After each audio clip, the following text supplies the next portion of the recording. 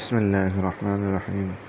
আয়েশা সিদ্দিকা রাদিয়াল্লাহু আনহা থেকে বর্ণিত, একবার নবী করিম সাল্লাল্লাহু আলাইহি ওয়াসাল্লামকে বললেন, আপনার উপর উহুদের যুদ্ধদিন অপেক্ষাও বেশি কঠিন কোনো দিন অতিবাহিত হয়েছে? তিনি বলেন, আমি তোমার কওম সম্প্রদায়ের কাছ থেকে এমন আচরণের সম্মুখীন হয়েছি যা উহুদের যুদ্ধ অপেক্ষা অধিকতর কঠিন ছিল। আর সেই দিনটি হলো আকাবার দিন, যখন আমি তাওহীদের বাণী নিয়ে তায়েফের একজন বড় সর্দার আবদে ইলাইল ইবনে আবদে কুলালের নিকট গিয়েছিলাম।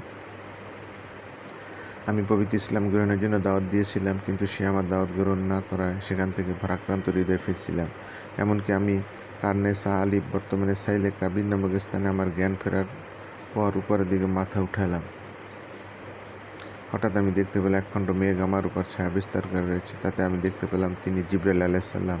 আমাকে ডেকে বললেন, মহান আল্লাহ আপনার সম্প্রদায়ের কথা আপনাকে তারা যে জবাব দিয়েছে তা শুনতে পেয়েছেন।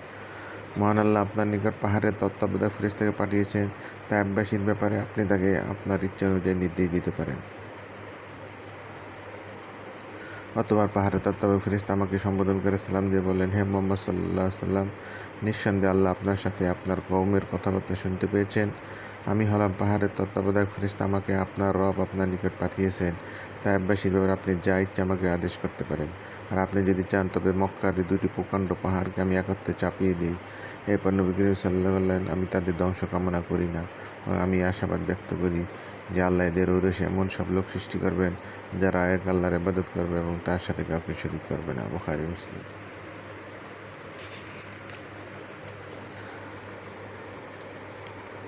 আয়েশা সিদ্দিকা রাদিয়াল্লাহু আনহা থেকে বর্ণিত, তিনি বলেন, রাসূলুল্লাহ সাল্লাল্লাহু আলাইহি ওয়াসাল্লাম কখনো কোনো স্ত্রী লোককে বা কোনো খাদেমকে নিজ হস্ত মোবারক দ্বারা প্রহার করেননি। অবশ্যই আল্লাহর পথে জিহাদ করতে গিয়ে যা করেছেন তা স্বতন্ত্র। এরূপ কখনো হয়নি যে তাকে কষ্ট দেওয়া হয়েছে আর তিনি তার থেকে ব্যক্তিগত কারণে প্রতিশোধ গ্রহণ করেছেন।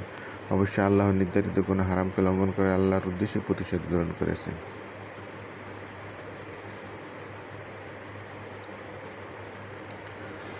আনাস রাদিয়াল্লাহু আনহু থেকে বর্ণিত, তিনি বলেন, একদা আমি রাসূলুল্লাহ সাল্লাল্লাহু আলাইহি ওয়াসাল্লামের সাথে পথ চলছিলাম। তার শরীরের উপর একটি নাজরানি চাদর ছিল। চাদরটি উভয় পাশে বেশ পুরু। এমন সময় এক বেদুইন এসে তার গায়ের চাদরখানা খুব জোরে টান দিয়েছিল। এর ফলে নবী করিম সাল্লাল্লাহু আলাইহি ওয়াসাল্লামের পবিত্র ঘাড়ের পার্শ্বদেশে সজোরে টান দেওয়ার কারণে চাদরের পাড়ের দাগ লেগে রয়েছে। বেদুইন লোকটি বলল, হে মুহাম্মদ সাল্লাল্লাহু আলাইহি ওয়াসাল্লাম, তোমার নিকট আল্লাহ যে জয়ন সম্পদ দিয়েছে তা থেকে আমাকে কিছু দেওয়ার নির্দেশ দাও। তিনি লোকটির দিকে ফিরে তাকে হেসে দিয়ে তাকে কিছু দেওয়ার নির্দেশ দেন। বুখারী, মুসলিম।